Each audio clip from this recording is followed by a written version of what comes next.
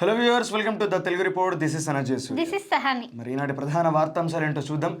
Malkajgiri MP Etela Rajender గారు నిన్న కొంతమంది రియల్ ఎస్టేట్ బ్రోకర్ల మీద దాడి చేసినటువంటి సంగతి అందరికీ తెలిసిందే. మరి ఎందుకు దాడి చేసిరు అని చెప్పనంటే, ఈ రియల్ ఎస్టేట్ దందా చేసుకుంటా పేదల భూములను ఆక్రమించుతున్నారు, పోలీసులు, ప్రభుత్వాలు, అధికార యంత్రాంగం అస్సలు పట్టించుకోవట్లేదు కాబట్టి అనుచరులతోటి వెళ్ళి నేను దాడి చేస్తున్నా, ఇలా తప్పేంది, ప్రజల తరపున నేను నిలబడ్డా అని చెప్పి ఆయన చెప్పడం.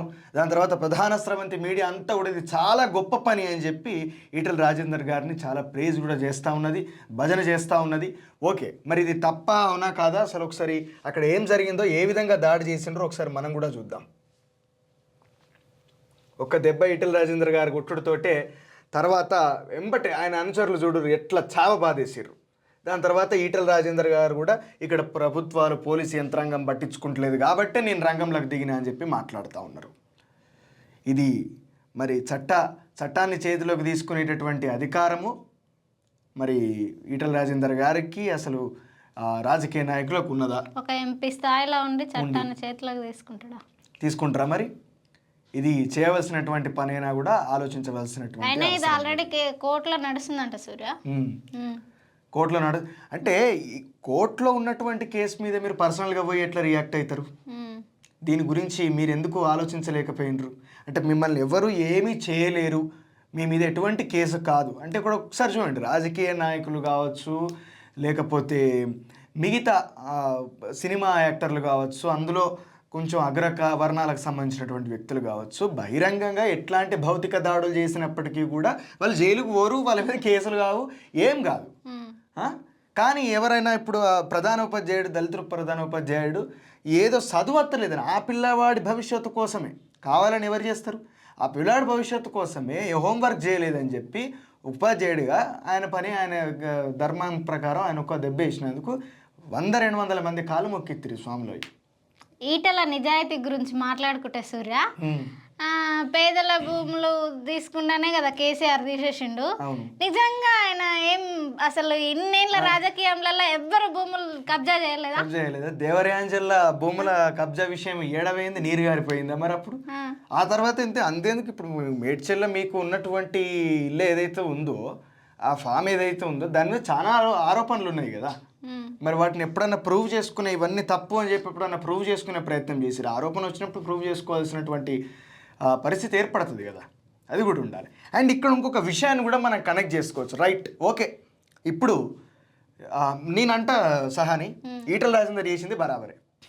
పేదల భూములను కబ్జా పెడుతున్నారు, పేదల భూములకు పూర్తిగా వాళ్ళు ఇబ్బంది పెడుతున్నారు ఈ రియల్ ఎస్టేట్ వ్యాపారులు కాబట్టి ఈటెల రాజేందర్ పోయి కొట్టిర్రు, ఆయన కొట్టిండు, ఆయన అనుచరులు కొట్టిర్రు, దాడి చేసిండ్రు. సో ఇక్కడ ప్రభుత్వాలు వైఫల్యం చెందినాయి కాబట్టి, అధికారులు వైఫల్యం చెందిరు కాబట్టి ఈటెల రాజేందర్ గారు చట్టాన్ని చేతులకు తీసుకున్నారు, పేదల తరపున నిలబడ్డాడు. ఎగ్జాక్ట్లీ మరి ఇక్కడ అబూజ్మడ్ ప్రాంతం లోపట, ఛత్తీస్గఢ్ ప్రాంతం లోపట 1980 ఎకరాల అటవీ భూమిని సర్వనాశనం చేసి అక్కడ మైనింగ్ చేస్తున్నందుకు, ఆదివాసీల భూములను ఆక్రమించుతున్నందుకు, ఆదివాసీ బిడ్డలను చదువుకోనివ్వకుండా వాళ్ళ స్కూళ్ళలో పోలీస్ క్యాంపులు పెడుతున్నందుకు మరి అక్కడ ఒక తిరుగుబాటు మొదలైంది. అక్కడ పేదల తరపున కొంతమంది నిలబడ్డరు. మరి వాళ్ళు చేసింది ఎట్లా తప్పవుతుంది అని చెప్పి జనం అడుగుతారు కదా. ఇది బీజేపీ చెప్తున్నటువంటి వాస్తవమే, బీజేపీ చేస్తున్నటువంటి ఖగార్ అనేటటువంటి ప్రయోగమే కదా. అంతిమ యుద్ధం, ఆఖరి యుద్ధం పేరు మీద చేస్తున్నది కదా. ఇక్కడ ఈటెల రాజేందర్ చేసింది తప్పు కానప్పుడు అక్కడ మావోయిస్ట్ పార్టీ వాళ్ళు చేసింది తప్పెట్లయితుంది? అక్కడ ఈ సాల్వా చూడడం, ఆ తర్వాత ఇప్పుడు ఖగార్ని ప్రయోగిస్తున్నది బీజేపీ పార్టీయే. మరి ఇక్కడ ఈటెల రాజేందర్ గారు బీజేపీ ఎంపీఏ. మరి ఎట్లా దీన్ని ఏ విధంగా చూడొచ్చు? అక్కడ పేదల కోసమే, ఆదివాసీ పేద బిడ్డల కోసమే కదా పోరాటం జరుగుతుంది. అక్కడ హాస్పిటల్ కోసము, అక్కడ అభివృద్ధి అంటే అభివృద్ధి ఎట్లాంటి అభివృద్ధి? అవసరాలను తీర్చేది అభివృద్ధి అయి ఉండాలి కానీ బతుకు నాశనం చేసేది అభివృద్ధి అవుతుందా? అడవిని నాశనం చేసేది అభివృద్ధి అవుతుందా? మైనింగ్ తోటి భూమి లోపల ఉన్నటువంటి ఖనిజ సంపదను దోచుకొని విదేశ పెట్టుబడిదారులకు పంచిపెట్టడం అనేది అభివృద్ధి అవుతుందా? చెప్పండి. ఇది ఇట్లా ఈటెల రాజేందర్ చేసింది తప్పు కానప్పుడు అబూజ్మండ్లో జరిగేది తప్పెట్లయితుంది? అక్కడ పేదల భూములు కావా అవి పేదల సంరక్షణ లోపల ఉంటలేవా? అక్కడ పేదల నివాసం ఉండేటటువంటి స్థానాలు కాదా అవి? వాళ్ళకి చదువు చెప్పే స్కూళ్ళల్లో పోలీస్ క్యాంపులు పెట్టడం తప్పు కాదా? మరి అక్కడ పేదలు ఇబ్బంది పడతలేరా? మైనింగ్ వల్ల నష్టాలు ఉంటాయి కదా. మరి ఆ భూమి ఇప్పటికే అరే ఈ ప్రకృతి సరిగ్గా లేకనే, వాతావరణం సరిగ్గా లేకనే ఈ పీఠభూమి ప్రాంతంలో తెలంగాణ లోపల అక్కడ మొన్న మేడారం దగ్గర భూకంప కేంద్రం నమోదై 5.4 రీడింగ్ తోటి భూకంపం వచ్చింది ఇక్కడ. ఎందుకు? ఓవైపు కాళేశ్వరము, ఇంకొక వైపు ప్రకృతి నాశనం అయిపోతుంది, విధ్వంసం అవుతుంది, కొండలు గుట్టలు మాయమవుతాయి. అట్లాంటి దట్టమైన అటవీ ప్రాంతం లోపల ఇప్పటికే 1000 ఎకరాల భూమిని సర్వనాశనం చేసిర్రు అని చెప్పి కదా అక్కడ యుద్ధం జరుగుతుంది. సరే, ఇంకొక విషయం ఏమిందంటే ఈరోజు ఆ విషయాలు మాట్లాడుకోవాల్సినటువంటి అవసరం ఏంటంటే ఛత్తీస్గఢ్ లోపల భారీ ఎన్కౌంటర్ జరిగింది. 27 మంది మావోయిస్టులు మరణించారు, ఒక జవాన్కు గాయమైందని చెప్పి పోలీసులు చెప్తా ఉన్నారు. ఒక విషయము సహాని ఇక్కడ ఏంటంటే మనం మాట్లాడేది ఆంధ్రజ్యోతి పేపర్ లోపల ఇక్కడ ఒక చూడు 16 మంది మావోయిస్టులు కాల్చిపోతే 27 మంది అని కూడా ప్రచారం జరుగుతుంది. గొప్ప విజయంగా అభివర్ణించిన కేంద్ర హోంశాఖ మంత్రి అమిత్ షా ఇది చాలా గొప్ప విజయం అని చెప్పి చెప్తా ఉన్నాడు. ఎదురు కాల్పులు కదా సార్ జరిగినాయి, ఎక్స్చేంజ్ ఆఫ్ ఫైర్ కదా జరిగింది, ఇది గొప్ప విజయం ఎట్లయితుంది? ఎదురుకాల్పులు జరిగినప్పుడు అంటే మీరు కావాలని చేస్తే, మీరు ఒక ప్రయత్నం చేస్తే అది ఇక్కడ మీరు విజయంగా చెప్పుకోవచ్చు. కానీ ఇక్కడ ఎక్స్చేంజ్ ఆఫ్ ఫైర్ జరిగింది కదా, ఇది విజయంగా ప్రకటిస్తున్నారు అని చెప్పనంటే మీకు మీరుగా వెళ్ళి చంపేసి అక్కడ మీరు మీ యొక్క విజయ పతాకాన్ని పాతారా అక్కడ? ఇది కేంద్ర మంత్రి అంటే మీరు కావలసుకొని మానవ హక్కులను హరించుతూ, ఈ దేశం లోపట స్వేచ్ఛ జీవించే హక్కును హరించుతూ మీకు మీరుగా వెళ్ళి అక్కడ ఆయుధాలు పట్టుకున్నారని చెప్పి, లేకపోతే ఉగ్రవాదం అని చెప్పి అక్కడ పేదల తరపున నిలబడ్డ వాళ్ళను మరి మీరు మావోయిస్టు పార్టీని మొత్తానికే లేకుండా చేస్తామని చెప్పినటువంటి ఉద్దేశంతో వాళ్ళని చంపేస్తున్నారు కదా. ఇది ఎంతవరకు న్యాయం? ఓకే, ప్రజలు తెలుసుకోవాల్సినటువంటి అవసరం ఉంది కదా. మరి మావోయిస్టు పార్టీ యొక్క లక్ష్యాలు ఏమిటి, వాళ్ళ లక్ష్యం ఏమిటి? అక్కడ మైనింగ్ ఆపాలి, అక్కడ ఆదివాసీ భూములకు ఎటువంటి ఆటంకం ఉండకూడదు, వాళ్ళ జీవన విధానానికి ఎటువంటి ఆటంకం ఉండకూడదు, సమన్యాయం జరగాలి, రాజ్యాంగ ఫలాలు అందరికీ అందాలి. ఇవే కదా లక్ష్యాలు. ఇది తప్పెట్లయితుంది? ఆయుధం అని చెప్పానంటే ఒకప్పుడు వరవర్రావు గారు అన్నారు కదా, అసలు విశ్వాసం ఎవరుకున్నది ఆయుధం మీద. నీకు గన్మెన్స్ ఎందుకు, నీకు సెక్యూరిటీ ఎందుకు, చేతిలోపట పొరపాటు ఆయుధాలు ఎందుకు? ఆయుధం మీద విశ్వాసం ఉన్నోళ్ళు ఎవరు? మీరు అణచివేత ప్రయోగిస్తేనే కదా తిరుగుబాటు మొదలైంది. అణచివేయడం కోసం ఆయుధం పట్టుకున్నది ఫస్ట్ రాజ్యం కదా. రాజ్యం తర్వాత మిగతా తిరుగుబాటుదారులు ఆయుధం పట్టుకున్నారు కదా ఆత్మరక్షణ కోసం. ఆత్మరక్షణ కోసం వాళ్ళు పట్టుకుంటే ఇక్కడ వీళ్ళు ఆత్మరక్షణ పేరు మీద ఇంతమందిని ఇట్లా ఈ విధంగా హతమారుస్తున్నారు. సరెండర్ పాలసీ అనేది ఒకటి ఉంది కదా. సరే, సరెండర్ కాలేదు. సరెండర్ కానప్పుడు ఏం జరిగిందండి చరిత్ర లోపట? అవి తప్పిదాలే కావచ్చు, కానీ ఒక ప్రయత్నం కదా. మీ లెక్క వాళ్ళని ఉగ్రవాదు లెక్క భావించలేదు కదా రాజశేఖర రెడ్డి కానీ, ఎన్టీ రామారావు కానీ. మీకంటే కాకలు తినిన రాజకీయ నాయకులు కదా వాళ్ళు. వాళ్ళతోడు పోల్చుకుంటే కాలిగోటికి సరిపోరు కదా మీరు. వాళ్ళ కాలిగోటికి సరిపోరు మీరు. మానవ హక్కుల పౌర హక్కుల నేతలు కానీ, మానవ హక్కుల నేతలు కానీ వచ్చినప్పుడు ఎన్టీ రామారావు లోపలికి ఆహ్వానించి కూర్చుండబెట్టి మాట్లాడిండు కదా. ఏం కావాలి, మీ సమస్యలు ఏంటిది, మీరు ఊరుకోవడానికి ఏదో ఒక చర్చ అనేది జరగడానికి అక్కడ అవకాశం దొరికింది కదా. రాజశేఖర రెడ్డి కూడా అవకాశం ఇచ్చిండు కదా. చర్చలు జరిగినాయి కదా. సరెండర్ పాలసీ అనేది వర్కౌట్ కానప్పుడు చర్చలు జరిగినాయి. చర్చల లోపల అవి విఫలమా సఫలమా అనే విషయాల తర్వాత రాజ్యం ఎప్పుడు రాజ్యం లెక్కనే ప్రవర్తించింది, కానీ చర్చ జరగడానికన్నా అవకాశం జరిగింది కదా అక్కడ. ఎందుకు ఈ విధంగా అక్కడ మూమెంట్ ఉంది, ఎందుకు ఏం జరుగుతుంది, కనీసం బయటకు ఒక న్యూస్ తెలుసా? చెప్పే ప్రయత్నం ఎవరన్నా చేస్తున్నారా? ఈ ఏడాది లోపల 28 మంది, అంతకుముందు 285 మంది మాట్లాడకుండా ఉండాలంటే ఎట్లుంటుంది? భయపడదు ఎవరు, దేనికి భయపడాలి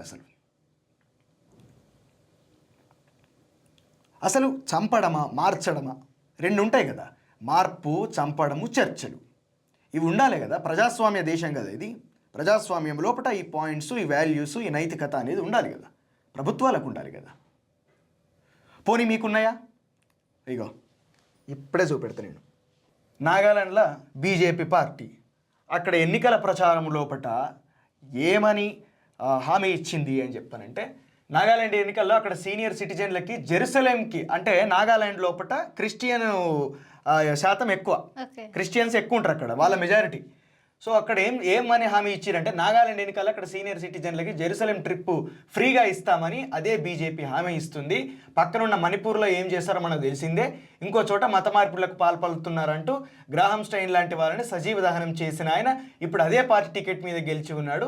క్యా పాలిటిక్స్ అని చెప్పి ఒక వ్యంగ్యమైనటువంటి వార్త అనేది ఇక్కడ వచ్చింది. అంటే నాగాలాండ్ లోపల బీజేపీ పార్టీ ఏమని చెప్తా ఉంది, మేము మీరు బీజేపీని గెలిపిస్తే మేము తప్పకుండా మీ జెరూసలేం వెళ్ళడానికి, అంటే యేసు ప్రభు పుట్టినటువంటి ప్రాంతం అది, పుట్టిందో చచ్చిపోయిందో ఏదో ఆ ప్రాంతానికి వెళ్ళడానికి మేము ఫ్రీగా, అంటే హజ్ యాత్రకి ఎట్లయితే మన దగ్గర ఫ్రీ అనేది ఉంటుందో అక్కడ వెళ్ళడానికి కూడా వెసులుబాటు కల్పిస్తామని చెప్పి, ఫ్రీ వెసులుబాటు కల్పిస్తామని చెప్పి హామీ ఇస్తుంది. ఎవరు ఇస్తూ ఉన్నారు? భారతీయ జనతా పార్టీ. అసలు ఇవి విదేశీ మతాలు అంటూ లేకపోతే క్రిస్టియన్స్ మీద చాలామంది మీద దాడులు చేస్తూ తరిమి కొట్టాలని చెప్పి పిలుపులను ఇస్తూ మాట్లాడినటువంటి పార్టీ. మరి ఇప్పుడు బీజేపీ ఇక్కడ ఈ హామీ ఇచ్చింది కదా, గతంలో ఒకసారి మనము గతంలో ఏం చేసింది బీజేపీ పార్టీ? తిరుపతి ఎలక్షన్స్లల్లా మన అప్పటి పార్టీ అధ్యక్షుడు బండి సంజయ్ ఏమని మాట్లాడిండు, మీకు భగవద్గీత పట్టుకునే పార్టీ కావన్నా, బైబిల్ పట్టుకునే పార్టీ కావన్నా అని చెప్పి చాలా అప్రజాస్వామికమైనటువంటి ప్రచారం చేసిండు. అసలు దీని మీద కేసులు కావాలి, ఎందుకంటే భారత రాజ్యాంగానికి విరుద్ధంగా మాట్లాడిండు అక్కడ. ఇప్పుడు అదే పార్టీ, అంటే ఇది 2020 సంవత్సరంలోనో 21 సంవత్సరంలోనో ఇది జరిగింది. అప్పుడు తిరుపతి ఎలక్షన్స్ టైంలో, బై ఎలక్షన్ అనుకుంటుంది. ఎలక్షన్స్ ముందు సందర్భాన్ని బట్టి హామీలు ఇస్తాం, తర్వాత ఒక్కసారి అయితే గెలుపుర్రి, మళ్ళీ మణిపూర్ అవుతుంది అన్నట్టు అంతే. అంటే గట్లే మణిపూర్ని చేస్తామనా? గెలవడం ఇంపార్టెంట్, దానికోసం ఎట్లాంటి హామీలైనా ఇస్తారు. అంటే ఇక్కడ హిందువుల మీద ఎట్లాంటి, నిజానికి బీజేపీ పార్టీకి హిందువుల మీద నిజమైనటువంటి ప్రేమ అనేది అస్సలు లేదు. ఎందుకు ఇక్కడ నువ్వేమో భగవద్గీత పట్టుకునే పార్టీ కావన్నా, బైబిల్ పట్టుకునే పార్టీ కావన్నా అని బండి సంజయ్ బీజేపీ పార్టీ రాష్ట్ర అధ్యక్షుడు మాట్లాడతాడు ఒక సందర్భంలో. ఇక్కడ నెక్స్ట్ ఏం జరుగుతుంది? నాగాలాండ్ ఎలక్షన్స్ లోపల జెరూసలేం వెళ్ళడానికి సైద్ధాంతికంగా ఆ మతానికి వ్యతిరేకంగా ఉన్నటువంటి పార్టీ జెరూసలేం వెళ్ళడానికి మీకు ఫ్రీ టికెట్ చేస్తామని చెప్పి వాళ్లకు హామీ ఇస్తారు. మొన్న క్రిస్టమస్ వేడుకల లోపల శాంటాక్లాస్ టోపీ పెట్టుకొని నరేంద్ర మోడీ పోయి వాళ్ళతోటి కలిసి అక్కడ పార్టీలో ఎంజాయ్ చేస్తాడు. మళ్ళీ ఇక్కడ లోకల్నేమో క్రిస్టియన్ పాస్టర్ల మీద, క్రిస్టియన్ మతాన్ని స్వీకరించిన వాళ్ళ మీద దాడులు జరుగుతాయి. మన శాంటాక్లాసు దిష్టిబొమ్మ దహనం అవుతుంది, చేసేది మళ్ళీ దీనికి సంబంధించినటువంటి నాయకులే, ఈ పార్టీకి సంబంధించినటువంటి నాయకులే. ఏంది ఇది? నిన్న మొన్న ఇక్కడ చూసినాం కూడా కదా, సూర్య క్రిస్టియన్ ఉమెన్స్ ని జై శ్రీరామ్ అనమని వాళ్ళను చెట్టు కట్టేసి కొట్టిరు. అంటే అసలు వాళ్ళ స్టాండ్ ఏంటి సూర్య? స్టాండ్ ఏం లేదు, అధికారం కావాలి మాకు అంతే. స్టాండ్ ఇంకొక స్టాండ్ అనేది పర్టికులర్గా లేదు. మాకు ఎక్కడికి పోతే అక్కడ అధికారం రావాలి, పూర్తి స్థాయి అధికారం వచ్చిన తర్వాత మేము ఏం చేయనో అది చేసుకుంటూ పోతాం. అంటే ఒక మత ప్రాతిపదికన ఈ రాజ్యాన్ని నడపాలని చెప్పినటువంటి ఆలోచనతోటి ఉండటం. నిజానికి హిందువుల మీద అంత బాధ్యత, అంత ప్రేమ ఉంటే బీజేపీకి జిఎస్టీని ఎందుకు పెంచారు, గ్యాస్ రేట్లను ఎందుకు పెంచారు, పెట్రోల్ రేట్లను ఎందుకు పెంచారు, నూనె ప్యాకెట్ల రేట్లను ఎందుకు పెంచారు? ఒక సగటు మనిషి బ్రతకడానికి ఈరోజు అవకాశం ఉన్నదా భారతదేశం లోపల? ప్రభుత్వ రంగ సంస్థలను ప్రైవేట్ పరం చేసి అదే హిందువులను, అదే ఉద్యోగులను, అదే కార్మికులను దెబ్బతీసే ప్రయత్నం. కొన్ని వందల వేల మంది కార్మికులు, లక్ష మంది ఉపాధి పొందుతున్నటువంటి కార్మికులు అందరూ కూడా 1400 రోజుల నుంచి వైజాగ్ స్టీల్ ప్లాంట్ లోపల ధర్నాలు చేస్తా అంటే వాళ్ళ మీద నిర్మలా సీతారామన్ ఏం చేసుకుంటారో చేసుకోపోండి అని చెప్పి చాలా అగ్రెసివ్గా మాట్లాడుతుంది. మీడియాతో అట్లే మాట్లాడుతుంది, కార్మికుల మీదకి అట్లే మాట్లాడుతుంది. ఇది హిందువుల మీద మీకున్నటువంటి ప్రేమ. దామగుండం లోపల రామలింగేశ్వర స్వామి ఆలయం సర్వనాశనం అవుతుందని అంటే పట్టించుకోరు. ఇక్కడ రామాలయం లోపల, రామాలయం నిర్మించడానికి అయోధ్య లోపల అనేక మంది రోడ్డుకి ఇరువైపులో ఉండేటటువంటి పాపం పేదవాళ్ళ ఇండ్లన్నీ కూల్చివేస్తే వాళ్ళు ఇంతవరకు కూడా పునరావాసం ఇవ్వలేదు. వాళ్ళందరూ హిందువులే, వాళ్ళందరూ భక్తులే, వాళ్ళందరూ కూడా తెల్లారు లేస్తే రాముల వారికి దీపం పెట్టి దండం పెట్టి భజన ఇష్టోళ్ళే. ఎక్కడ మీ ప్రేమ ఏడమైంది? పోనీ బంగ్లాదేశ్ లోపల హిందువులకు అన్యాయం జరుగుతుందని ఇక్కడ బట్టలు చెప్పుకున్నారు. మరి భారతదేశం హసీనాని ఇక్కడ దాచిపెట్టింది, ఆమెకు ఆశ్రయం కల్పించింది. బంగ్లాదేశ్లో ఉన్నటువంటి హిందువుల గురించి ఎటువంటి నిర్ణయం తీసుకున్నది? ఒక ప్రకటన చేసిందా? అంటే ఇక్కడ ఏంది? కేవలం భారతీయ జనతా పార్టీ అనేది కేవలం మత ప్రాతిపదికన మతాన్ని అడ్డం పెట్టుకొని ఇక్కడ అధికారాన్ని సొంతం చేసుకోవాలి, నమ్మినటువంటి ప్రజల్ని మోసం చేయాలన్నటువంటి ఉద్దేశం తప్పించి ఇంకొకటి కనబడుతుందా? అంటే వాళ్ళ అధికారం కోసం ఏదైనా మాట్లాడుతున్నారు వాళ్ళు. ఒకసారి ప్రజలు బాగా గమనించాలి దాన్ని. ఇది స్ట్రాటజిక్ పాలిటిక్స్ కాదు, చిల్లర పాలిటిక్స్ ఇవి. ఛత్తీస్గఢ్ లోపల రీసెంట్గా అక్కడ పనిచేస్తున్నటువంటి ఐపీఎస్ ఆఫీసర్ అక్షయ్ కుమార్, మన తెలుగువాడు, అంతకుముందు యూట్యూబ్లో బాగా ఫేమస్ ఆర్జీవి ఫ్యాన్ అభిమానినని, దాని తర్వాత ఐపీఎస్ అయినా అని చెప్పుకొని కొన్ని యూట్యూబ్ ఛానల్స్కి ఇంటర్వ్యూస్ ఇచ్చి కూడా చాలా ఫేమస్ అయినటువంటి వ్యక్తి. ఆ వ్యక్తి ఛత్తీస్గఢ్లో ఉన్నటువంటి నక్సలైట్ మూమెంట్, ఆ ఎన్కౌంటర్ గురించి కొన్ని మాటలు మాట్లాడిండు. 2026 సరికి మార్చి సరికి కంప్లీట్ గా ఛత్తీస్గఢ్ లో మావోయిస్ట్ పార్టీ మూవ్మెంట్ లేకుండా చేస్తాను. ఆ దిశగా వెళ్తుందంటారా? అంతకంటే ముందు అయిపోద్దే అనిపిస్తుంది అసలు. అవునా? ఎంతమంది ఉండొచ్చు అండి జనరల్ గా ఛత్తీస్గఢ్? 2000 రికార్డు చెప్తున్నారు, వాస్తవం అంటారా? 2000 అంతే, సుమారుగా 2200-2500 మంది ఉండొచ్చు. ఎన్కౌంటర్ అవుతుంది, అది కూడా చెప్పేది ఎన్కౌంటర్. ఎక్కడండి? బీజాపూర్లో ఎన్కౌంటర్ అవుతుంది. ఎన్కౌంటర్ అనేది అవుతుంది, ఎక్స్చేంజ్ ఆఫ్ ఫైర్ కాదు, ఎన్కౌంటరే అవుతుంది. అంటే చంపేస్తారు. చాలా ఇది చాలా రాజ్యాంగబద్ధంగా ఎంత గొప్పగా మాట్లాడుతూ ఉన్నారు అక్షయ్ కుమార్ గారు. మరి ఇదే అక్షయ్ కుమార్ గారు గతము లోపట మరి క్రైమ్ గురించి ఏం మాట్లాడిర్రు ఒకసారి విందాం. మీరు భయపెట్టినంత మాత్రం నెక్స్ట్ డే ఆగదు. పనిష్మెంట్ ఇంక్రీజ్ చేసినంత మాత్రం నెక్స్ట్ డే ఆగదు. మీరు రీసెర్చ్ చేస్తే తెలుస్తుంది. క్వాంటమ్ ఆఫ్ పనిష్మెంట్ ఇంక్రీజ్ చేసినంత మాత్రం క్రైమ్ తగ్గినట్టు ఎక్కడ లేదు. మీరు ఏం చేయాలంటే ఒక సోషియాలజికల్ స్టడీ చేయాలి. సోషియోగ్రాఫికల్ స్టడీ వాళ్ళని తీసుకొచ్చి కూర్చోబెట్టి ప్యానల్ ఆఫ్ సైకియాట్రిస్ట్ మధ్యలో కూర్చోబెట్టి అసలు నువ్వు ఏంటి, ఎక్కడ పెరుగు, ఎక్కడ పుట్టావు ఏమన్నాడు ఆయన? అసలు ఒక సోషియలాజికల్ స్టడీ చేయాలని చెప్పని మాట్లాడాడు ఖచ్చితంగా. అంతేకాకుండా నువ్వు భయపెట్టినంత మాత్రాన, పనిష్మెంట్ ఇంక్రీజ్ చేసినంత మాత్రాన మార్పు వస్తుందా అని చెప్పి ఆగుతాయా అని చెప్పి అని అంటుండు. అంటే క్రైమ్ విషయంలో ఈ మాట మాట్లాడుతూ ఉన్నాడు.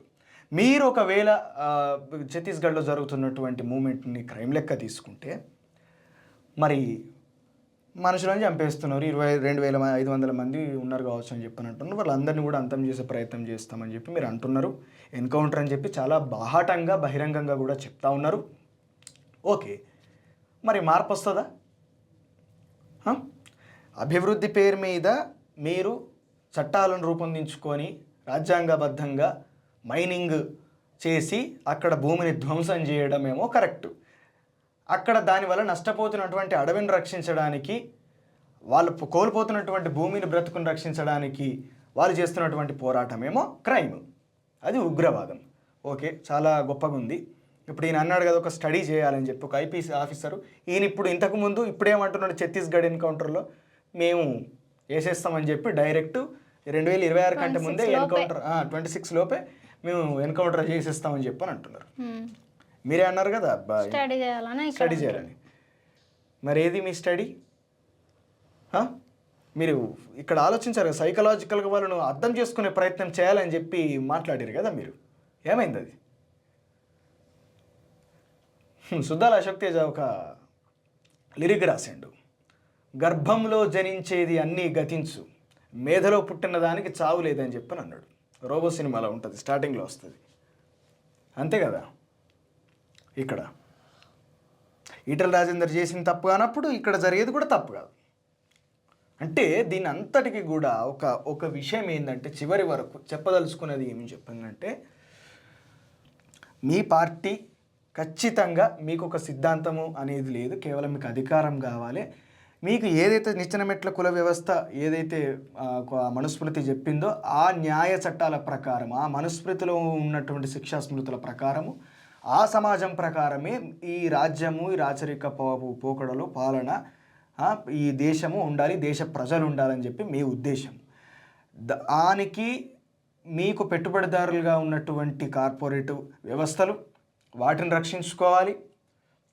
అవి మీ చేతుల్లో మాత్రమే ఉండాలి. అది అదానీ చేతుల్లోనే ఉంటాయి, అంబానీ చేతుల్లోనే ఉంటాయి. కాదు సూర్య, మనస్మృతి ధర్మం ఫాలో అవ్వాలని ఉంటే సరే, లేడీస్ని అయితే వాళ్ళు వంటింటికి ఉంది పరిమితం కావాలి, ఇంట్లోనే ఉండాలి అని ఒకటి క్యారెక్టర్తో ఉండాలి, అది ఓకే. కానీ దాడులు ఉంటుందా మనుస్మృతిలో ఇంత అరాచకంగా? ఇప్పుడు దాడుల మనుస్మృతిలో ఏం చెప్పారంటే, నేను చదివినాను కానీ నాకు అది సరిగ్గా గుర్తులేదు, చాలా రోజులు అవుతుంది. అది మాత్రం శ్లోకం బాగా గుర్తుంది. ఒక శూద్రుడు బ్రాహ్మణ స్త్రీని వివాహం చేసుకుంటే మాత్రం వాని కాళ్ళు రెక్కలు 2 ఇరగ్గొట్టి వెనుకగా కట్టేసి వాని నోట్లో అశుద్ధం వేసి ఆ మూతి పనులన్నీ రాలగొట్టి ఎంత దారుణంగా ఎంత క్రూరమైన చావు చేయాలనేది కూడా అందులో చాలా స్పష్టంగా ఉంది. దీని మీద ఎక్కడో నేను కూడా చదివిన సూర్య. ఇదే బ్రాహ్మణుడు ఒక బహుజన మహిళని అత్యాచారం చేసినప్పుడు ఆయనకు వచ్చిన పనిష్మెంట్ ఏంటంటే, అదే ఈ నిచ్చెన మెట్ల వ్యవస్థ ప్రకారం ఆయన బ్రాహ్మణుడు పైకులసుడు కాబట్టి ఆయనకు వచ్చిన పనిష్మెంట్ ఏంటి అంటే, వాళ్ళు నీళ్ళతోటి ఇట్లా చల్లి చల్లితే పాపాలు పోతాయి, శుద్ధి అయిపోతాడు కదా, అది ఆయనకు వచ్చిన పనిష్మెంట్. అట్లాంటి పనిష్మెంట్స్ చాలా ఉన్నాయి. అయితే వీళ్ళకేమో ఇట్లాంటి పనిష్మెంట్స్, వాళ్ళకేమో అట్లాంటి పనిష్మెంట్స్. ఇక్కడ అప్లై అయ్యేది కూడా అదే కదా. మోహన్ బాబు శిక్ష వల్లే, ఇట్లా శిక్ష వల్లే అంటే రాజకీయం లోపల, అధికారం లోపల, అగ్రవర్ణాల లోపల పుట్టినటువంటి వ్యక్తులకు ఎట్లాంటి శిక్షలు ఉండవు. పోలీసులు కూడా ఎట్లాంటి కేసులు తీసుకోరు. కాబట్టి ఇక్కడ జరిగేది కూడా అదే అప్లై అవుతుంది. వీళ్ళు మెల్లమెల్లగా మనుస్మృతి మాత్రమే అప్లై అవుతుంది ఇక్కడ ఇంకొకటి కాదు. కాబట్టి ఇక్కడ జరిగేటటువంటి పరిస్థితి ఏదైతే ఛత్తీస్గఢ్లో జరుగుతున్నటువంటి పరిస్థితి ఏదైతే ఉందో దాని గురించి దేశవ్యాప్తంగా అన్ని అఖిలపక్ష సమావేశం అనేది జరగాలి. దీన్ని శాంతియుతంగా సామరస్యంగా చర్చించుకునేటటువంటి ప్రజాస్వామ్యబద్ధంగా చర్చ జరిగే విధంగా ముందుకెళ్ళాలి. ఎందుకంటే గతంలో చరిత్రలో చూడండి, అప్పుడు కాంగ్రెస్ గవర్నమెంట్లో రాజశేఖర రెడ్డి ఉన్నప్పుడు రాజశేఖర రెడ్డి కూడా చర్చలు చేసిండు, ఎన్టీ రామారావు కూడా చర్చలు చేసిండు, పౌర హక్కుల నేతలతో కూడా మాట్లాడారు. కానీ ఇక్కడ పౌర హక్కుల నేతలను తీసుకుని పోయి అరెస్టులు చేస్తూ ఉన్నారు. కాబట్టి ఇది పూర్తి స్థాయి నియంతృత్వ ధోరణి. ఇక్కడ ఎమర్జెన్సీ అమలవుతూ ఉంది, ప్రజాస్వామ్యం నశిస్తూ ఉన్నది. కాబట్టి ప్రజాస్వామ్యాన్ని కాపాడాలి. కాబట్టి ఇప్పటికైనా దేశంలో ఉన్నటువంటి అన్ని ప్రతిపక్ష పార్టీలు లేదు అట్లా జరగలే అని చెప్పని అనుకుంటే మాత్రం ఏదో ఒక సందర్భంలో ప్రజల తిరుగుబాటును ఎదుర్కొంటారు. తీవ్రమైనటువంటి ఒక సంక్షోభ పరిస్థితుల లోపలికి దేశం వెళ్ళిపోతుంది. కాబట్టి ఈ పరిస్థితిని చక్కదిద్దేందుకు శాంతియుతంగా సామరస్యంగా ప్రాణాలు పోకుండా ఒక సిద్ధాంతం కోసం పోరాటం చేసేటటువంటి వాళ్ళను జనజీవన స్రవంతిలోకి తీసుకొచ్చి ఆ జనజీవన స్రవంతి నుంచి వాళ్ళ గొంతును వినిపించే విధంగా వాళ్ళను తయారు చేసే ప్రయత్నం చేయాలి. ఆ విధంగా చర్చలు ముందుకు తీసుకెళ్ళాలి. కానీ ఈరోజు చంపడమే ఒకటే దీనికి ప్రత్యామ్నాయం అని చెప్పని అనుకుంటే మాత్రం తప్పు. ఎందుకంటే మనుషులను చంపచ్చు కానీ మేధస్సును మనం హత్య చేయలేం దాన్ని. కాబట్టి ఈ విషయం గురించి ప్రతి ఒక్కరు కూడా ఆలోచించాలి. ఆలోచనను చంపలేము, ఆలోచన అనేది ఇంకా బ్రతికే ఉంటుంది. కాబట్టి దీని గురించి చాలా విస్తృత స్థాయి లోపల చాలా పెద్ద చర్చ జరగవలసినటువంటి అవసరం అనేది ఉన్నది. ఈ లాజిక్స్ అన్నీ చెప్పింది కూడా ఇందుకోసమే. కాబట్టి అధికారంలో ఉన్న వాళ్ళు చేసే తప్పు లేకపోతే లేదు అనేది మాత్రం ఇక్కడ అది ప్రజలకు, పేదవర్గానికి, ఉన్నత వర్గానికి తేడా ఉన్నది ఇక్కడ అని చెప్పి ప్రపంచానికి మనమే స్పష్టంగా చూపించినట్టు అవుతుంది. కాబట్టి అది ఆలోచించాలి. ప్రజలు కూడా దీన్ని ప్రశ్నించాలి. ప్రశ్నించే తత్వం ప్రజల లోపల నశిస్తుంది. కాబట్టి రాజ్యం ఇష్టం వచ్చినట్టు ప్రవర్తిస్తూ ఉంటుంది. కాబట్టి ప్రజలు ఇది కోరుకుంటున్నారు.